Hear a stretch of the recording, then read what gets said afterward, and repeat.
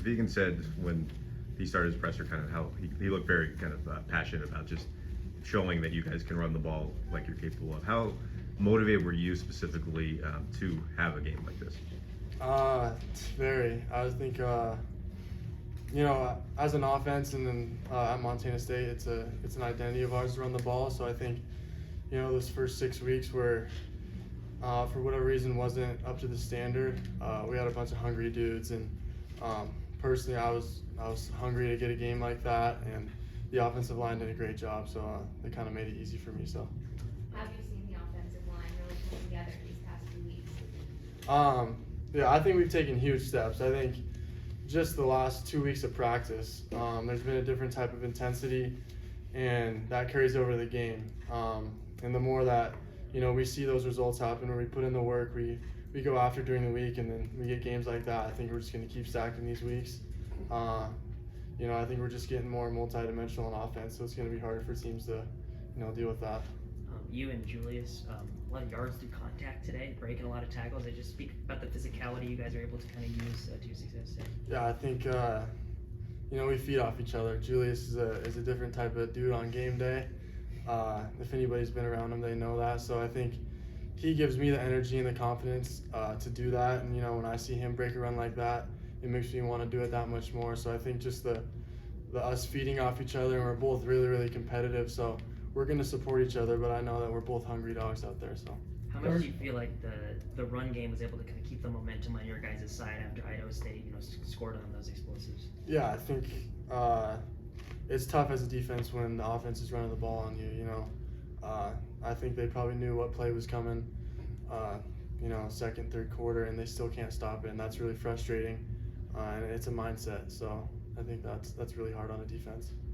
So many, you obviously had a lot of success going right up the middle, but you had so many yards today cutting outside. Did you kind of think that was going to be the case? Did you look at some tape earlier this week where you thought you might be able to beat that edge, or is it just something that happens as kind of the game goes on? Yeah, Man, you got a lot of yards outside. I guess I do have to go back and watch, but that wasn't necessarily something that we were focused on or we thought was going to happen. But I think as you get into the game and you understand the flow of the game, I'm just out there playing football, and when the O-line locks up their dudes and their ends jump inside, I'm going to take it every time. So. How much do you think the passing game has kind of helped open up some holes for you guys? A lot. Yeah, I think, you go back to last year and the run game was so good because they were so focused on Tommy. Now this year, with Justin, who can run the ball really, really well, but he's throwing the ball at a different level that we've seen at Montana State. So I think it helps a lot, and having guys like Taco and Dane and Jabez, those guys are doing a heck of a job out there. So like I said, it's really hard on teams.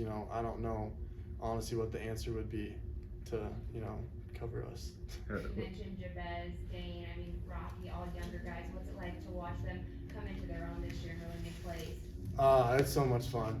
I know being a young guy, it can be hard, and you can be super impatient at times. I think Dane has stood out to me. He's someone who he blocks so well for me, and to see him finally, get his opportunities in the pass game and what he does with the ball, I couldn't be happier for someone like that. And for Rocky too, he's someone who's worked his tail off. And I told him it's going to be a big year for him, and he told me he's not going to believe it till he sees it, and now he's seeing it. So I told him that today. And Jabez, he's so talented. Puts his head down and work. He doesn't say much, which I appreciate about Jabez. And I think just seeing young guys succeed at Montana State is kind of been more of a common theme, which is really fun. Julius had, of course, the big catch today. You've had, even when the running game has maybe struggled a little bit this year, the running backs have done a great job, actually catching the ball. Talk about the mindset there and just how important that is, because I do think the running backs, even when their rushes struggled a little bit, have been a major part of the passing game. It seems like you guys take a lot of pride in that. Yeah, I think overall it's really hard to cover a running back out of the backfield when you got so many good receivers on our team. So I think we can get lost in the defense a lot, and when we have the ball in our hands, we take pride in making that first guy miss, and I think we've done a decent job at that this year.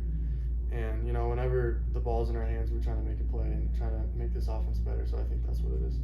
Vegan said earlier that the run game is kind of all weather. I guess knowing that it was going to be kind of rainy, a little slick out there, did you kind of expect to get more carries today? Or? A little bit. I was hoping. Yeah.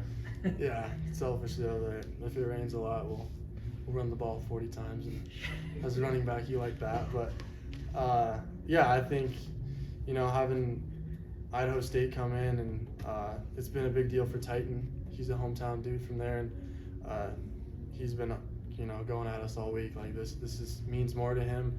So I think just us adopting that mindset when, you know, it means more to a brother on our team, we're all going to have that mindset too. So I think we're ready to run the ball this week. Julius? Jabez said earlier this week how you and JT kind of, you know, have been championing him, and obviously he scored the last couple of weeks. I guess you mentioned Rocky there as well. Have you kind of been very intentional about that this year, kind of bringing these young guys under your wings a little bit? They don't need my help.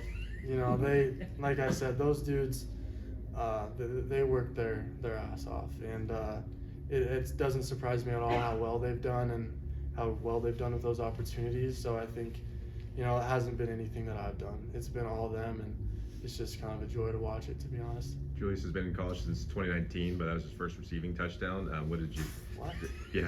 What did you just think of him finally getting in the end zone through that way? I had no idea. That's a crazy stat, but I don't know how it took that long because he can catch the ball really well. But I love Julius, and anytime he gets to the end zone, it fires me up, and you know he's always there when I score to hype me up too. So seeing him succeed, you know what he had to go through last year, you know, getting hurt in spring ball, that's a hard thing to, you know, step over, and he worked his ass off to get here as well, and he supported me all last year, so I'm so happy anytime he does anything. And that hurdle last week was probably the best play I've ever seen in person. So Just your overall thoughts going into the bye week.